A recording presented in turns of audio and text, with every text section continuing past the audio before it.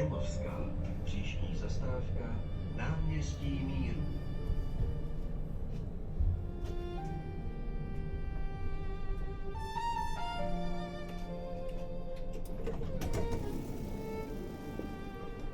Today, we take a walk through Prague during the magical days before Christmas.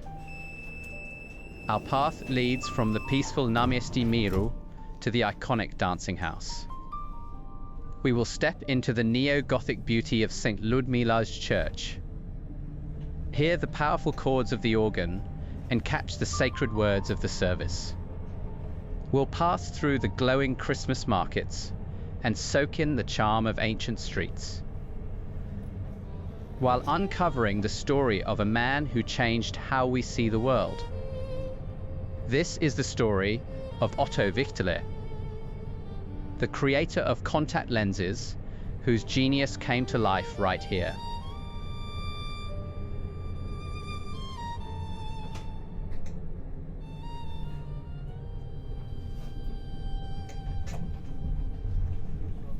Every single morning, across every continent on Earth, nearly 150 million people perform a small, almost invisible ritual. A tiny transparent disc, no larger than a teardrop, is placed gently onto the surface of the eye. In that split second, a blurry, chaotic world suddenly snaps into perfect clarity. Most of these people have never heard the name Otto Wichterle. They don't know that their ability to see the world clearly didn't come from a multi-billion-dollar Silicon Valley lab or a high-tech medical research center. To find the true origin of this miracle, we have to travel back in time. We have to go to a place where history is written in stone and shadows. Prague, December 1961. While the rest of the city was preparing for a quiet Christmas under the grey veil of the Cold War, one man was sitting in his kitchen. There were no white coats here, no sterile rooms, just the smell of coffee, the flickering light of a single bulb, and a pile of toys.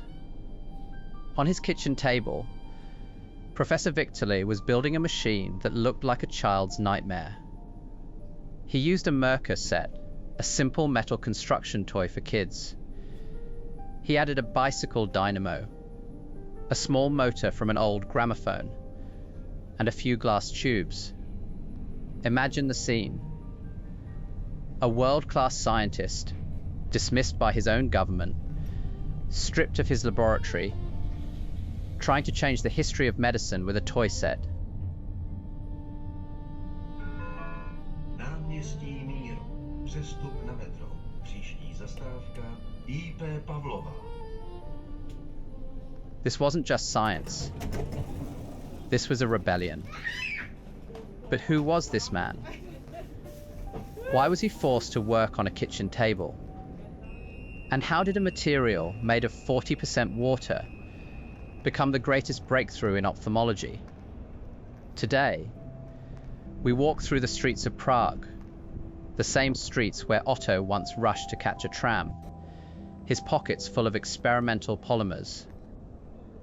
We are here to uncover the story of a genius who was silenced by politics, cheated by bureaucrats, but ultimately victorious. This is not just a story about chemistry. It is a story about the unyielding human spirit. It's about how a man who almost died as a child and who faced the terrors of the Gestapo managed to keep his vision clear when the rest of the world was living in the dark. Step into the light. The journey begins now.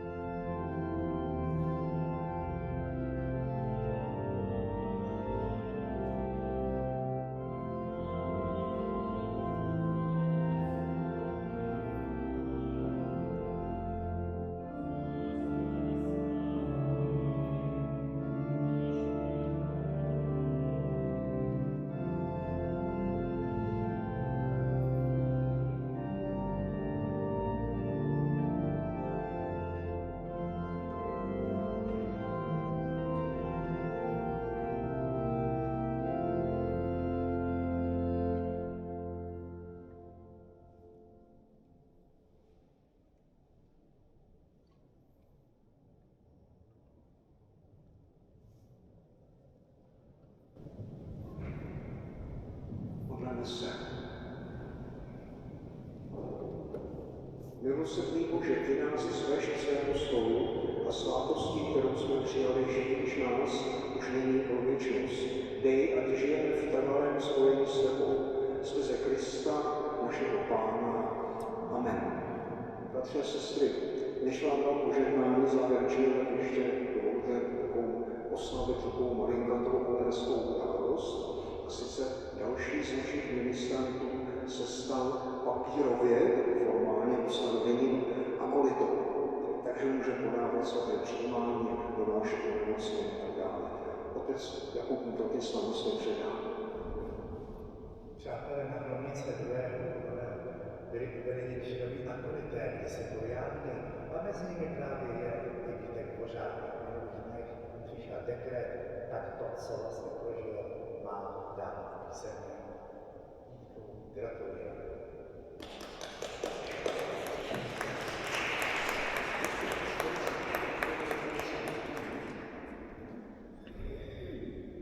Sváte se před Bohem a přijměte požehnání. Pán s vámi.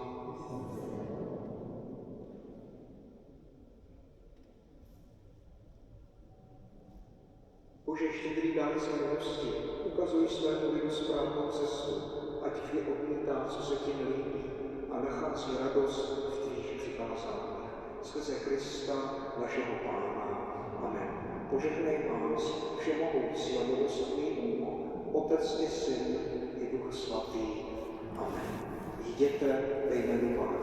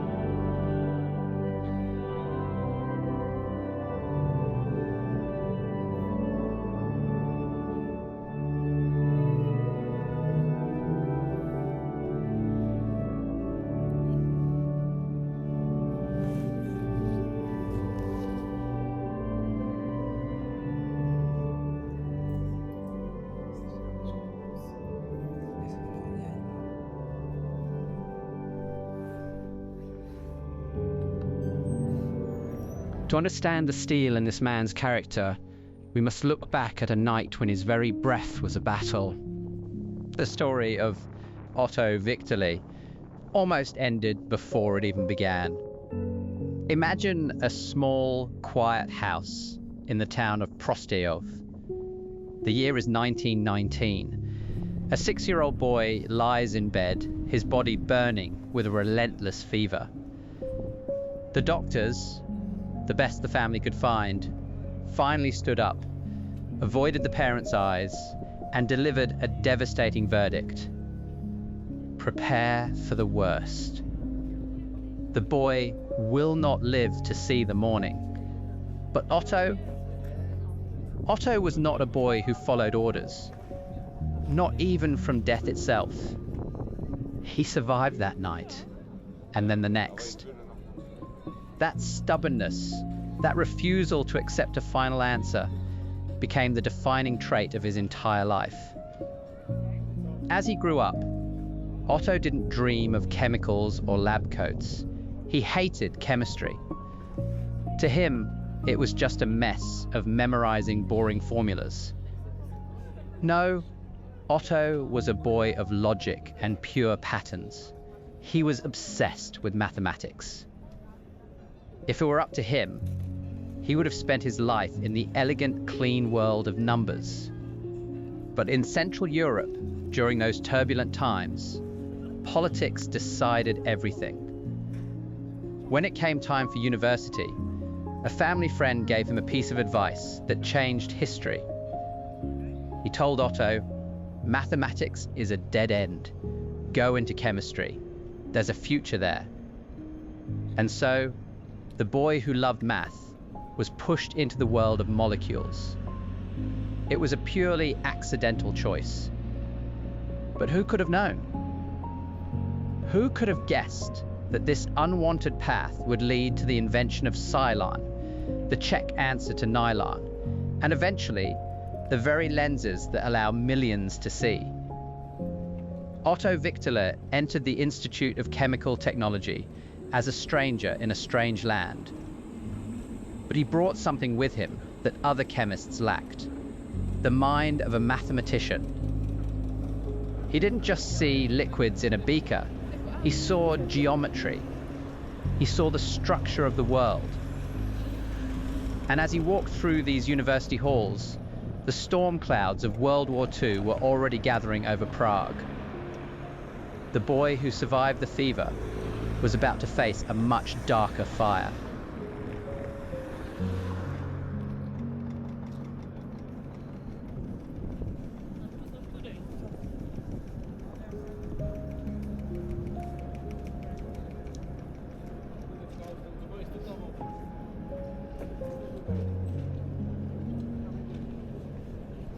But the quiet life of a young scientist was about to collide with the brutal gears of history.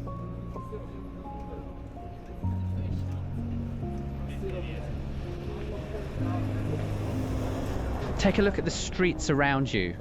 The cozy cafes, the smell of fresh pastry, the sound of laughter. It feels eternal. But let's pull back the curtain of time. The year is 1939. The shadows of the swastika have fallen over Prague. The city is occupied. On a cold November day, the Nazis execute a brutal plan. All Czech universities are closed. The lights in the laboratories are extinguished. Education is declared a crime. For a young, brilliant scientist like Otto Wichterle, the world didn't just change, it shattered. Soon there was a knock at the door. Not a colleague, not a student. It was the Gestapo. Why did they take him? Was he a spy? A soldier? No. He was arrested for the most dangerous thing of all: being too intelligent and too active. In a world of total control, a free mind is a threat. Otto was thrown into a cell. He watched as his friends and colleagues were taken away, many never to return. The firing squad was a very real possibility. Death was leaning over his shoulder. But then, an unexpected miracle occurred.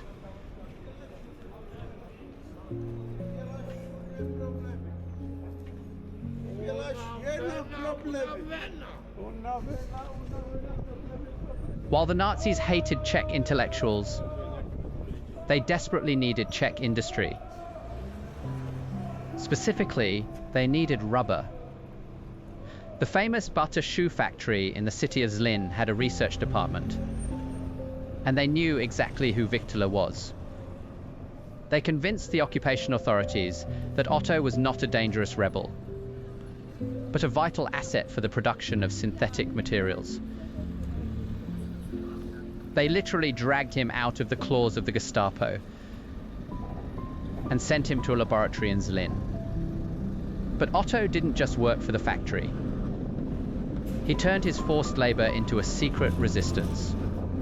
Under the very noses of the Nazi overseers, in the middle of a world war, Wichterle began his most revolutionary work. He wasn't just making rubber for boots. He was experimenting with a new kind of polymer. This was the birth of Cylon, the first Czech nylon. Think about that. While the world was burning, while bombs were falling, this man was looking into a test tube. envisioning a future of soft materials that could coexist with the human body. He didn't just survive the war, he outsmarted it. These dark years taught Otto a vital lesson. Science doesn't need a grand palace or a government's permission. Science only needs a mind that refuses to be caged. The war would end in 1945.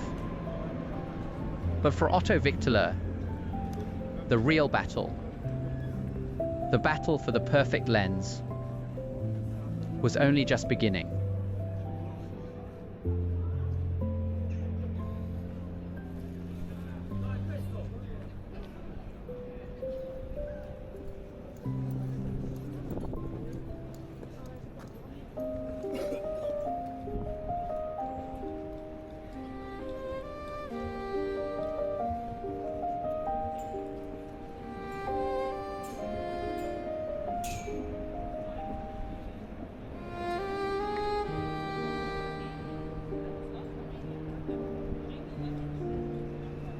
The war had ended, but a new scientific puzzle was just beginning.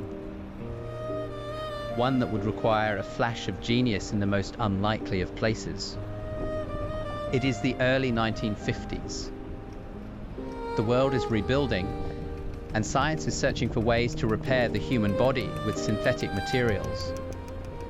But there was one organ that defied everyone, the eye. At the time, contact lenses were made of glass or hard, rigid plastic. They were heavy, painful, and they literally suffocated the cornea. Scientists across the globe were certain of one thing. Plastic, by definition, had to be hard. But Otto Wichterle had a different vision. He was searching for a material that would be native to living tissue. Something soft, flexible, and most importantly, something that could breathe. The moment of destiny didn't happen within the walls of an academy. It happened in a standard railway carriage on a train heading out of Prague. Otto struck up a conversation with a fellow traveler who was reading a technical paper on new polymer synthesis. In that brief exchange, timed to the rhythmic beat of the wheels on the tracks, Otto was struck by a lightning bolt of insight. He realized he didn't need a hard polymer. He needed a hydrogel, a structure that was 80% water, yet could hold its shape. It sounded like madness. It was like trying to build a stable lens out of frozen water. When Otto returned to his institute and presented his calculations, his colleagues laughed in his face. Distinguished professors shook their heads, calling it science fiction and a waste of state resources. Plastic cannot be wet, Otto, they told him.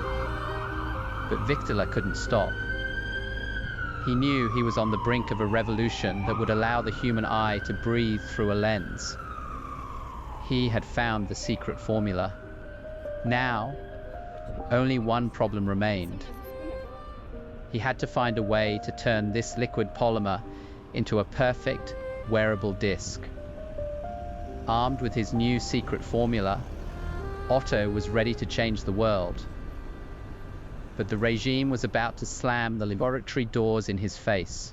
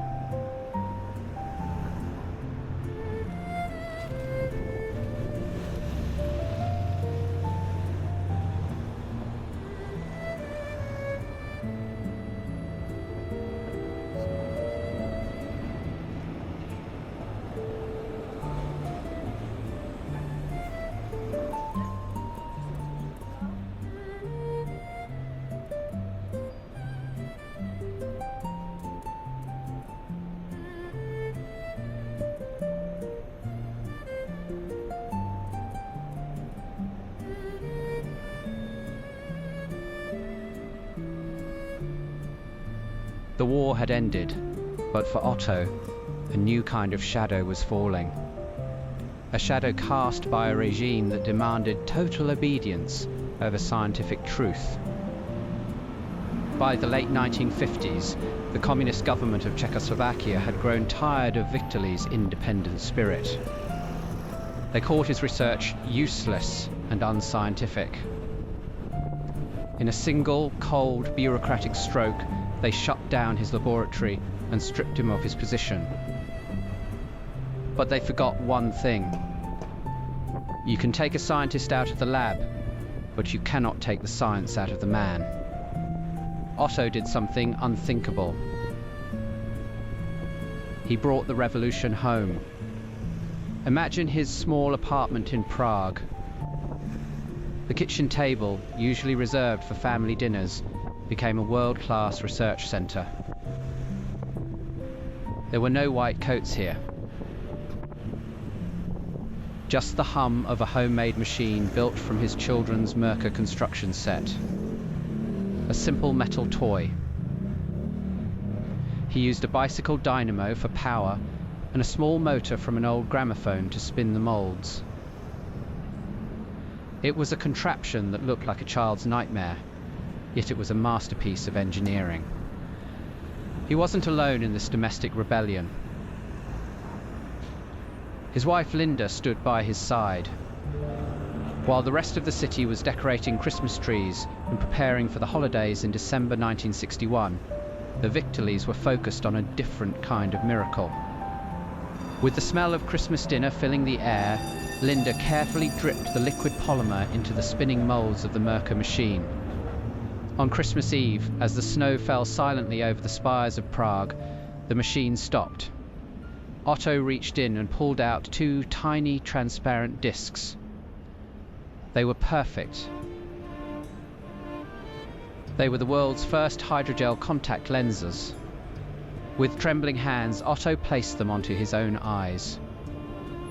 He waited for the sting, for the sharp pain that every previous lens had caused. But it never came. For the first time in human history, the world was crystal clear, and it felt like nothing at all. Eureka, he whispered. Not in a multi-billion-dollar lab, but in a kitchen, surrounded by the warmth of his family. This was the ultimate victory of the human spirit. The bureaucrats had tried to silence him, but Otto Wichterle had just changed the vision of the entire world, using nothing but a toy and a dream.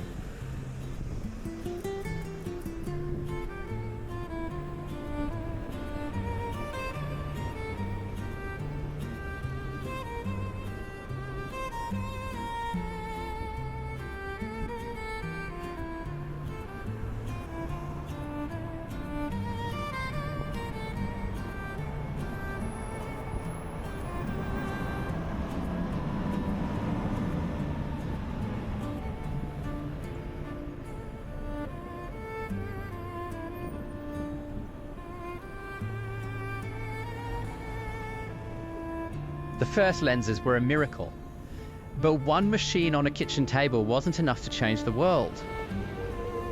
It was time to scale up. Imagine a typical Prague apartment in early 1962. Usually, you'd smell dinner cooking and hear children playing. But in the Wichterle household, things were very different.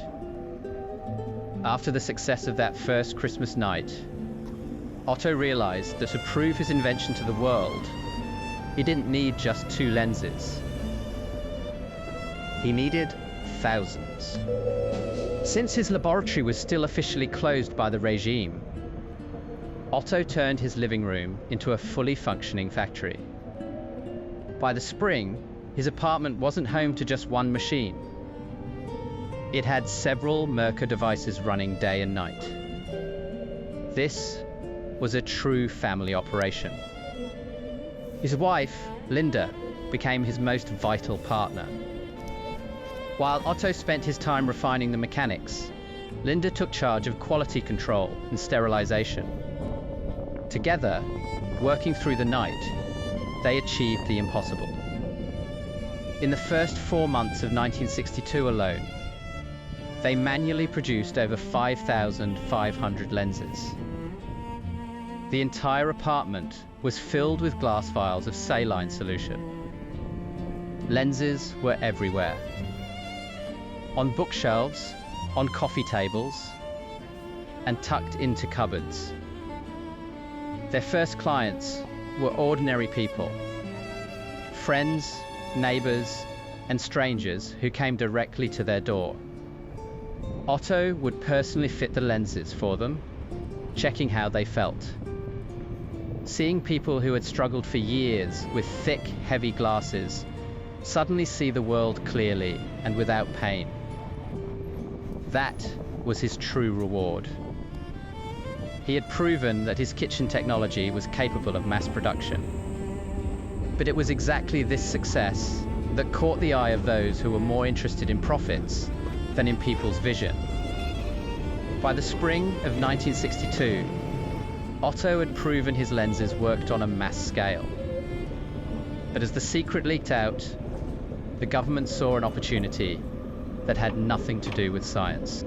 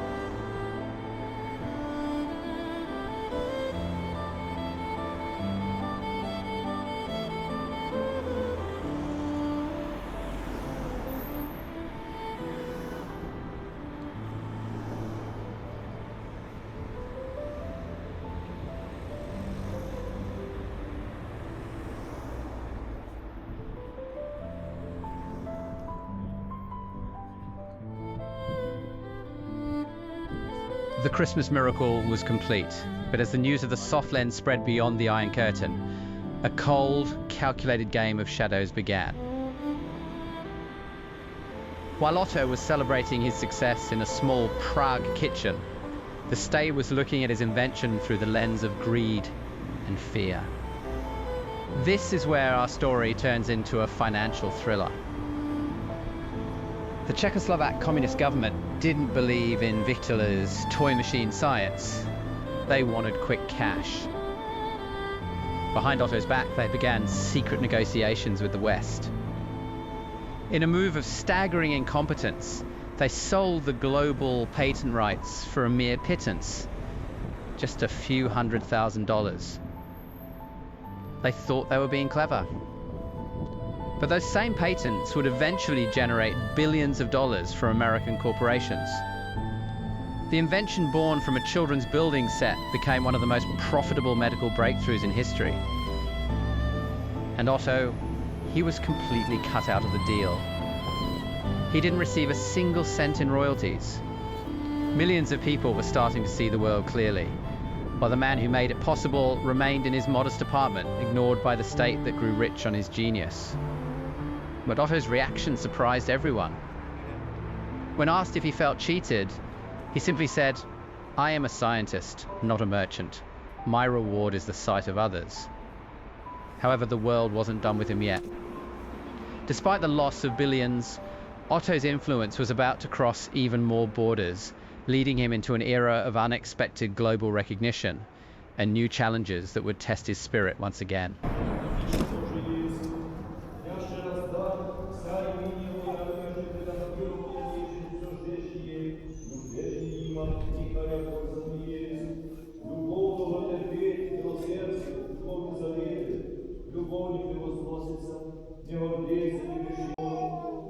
Nie rozdrażająca, nie błędnytwa, nie radujca, nieprawdzie, radujca, że nie istni. Sary obecnie pomiłujemy, sary chwalę, sary dni, любові поліжі, отпадають. Аллилуйя, аллилуйя, аллилуйя. Доступне спасати,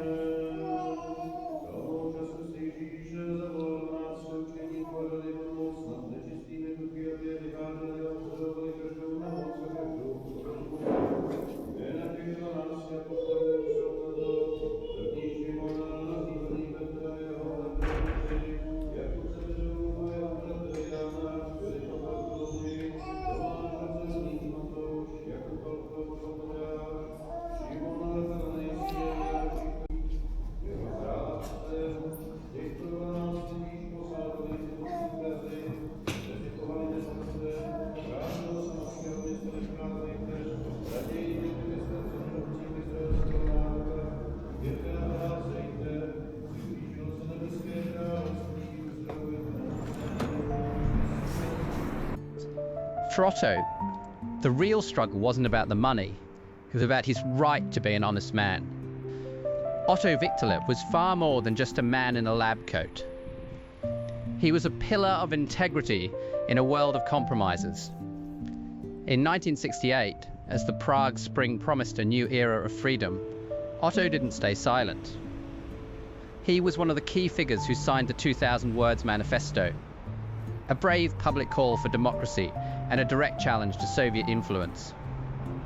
When the tanks rolled into Prague and the occupation began, the regime didn't forget his name. The punishment was swift. For the second time in his life, Otto was stripped of his titles.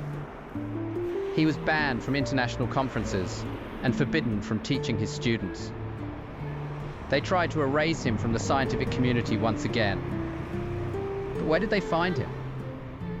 Not in a corner, defeated. They found him in a cramped basement lab, still working, still inventing, still pushing the boundaries of what was possible with polymers. For 20 long years, he lived as an internal exile in his own country. Then came 1989. The Velvet Revolution swept away the old guard, and suddenly, the man from the basement was stepping into the light. At the age of 76, Otto Wichterle was finally recognized as a national hero. He was elected president of the Academy of Sciences, the very institution that had once tried to silence him. He lived to be 84 years old. Even in his final days, he possessed the same razor-sharp mind and the same childlike curiosity that had first led him to reach for a toy construction set on a kitchen table. He saw the world clearly, not just through his lenses, but through a heart that never learned how to bow down.